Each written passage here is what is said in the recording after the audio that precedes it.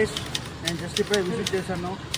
తిరుపతి మొత్తంలో ఎక్కడ తిన్నా కూడా స్వీట్స్ కానీ లేకపోతే లెగ్స్ కానీ చారకోల్ చికెన్ కానీ థైస్ కానీ ఎక్కడ నాకు అంత నచ్చలేదు.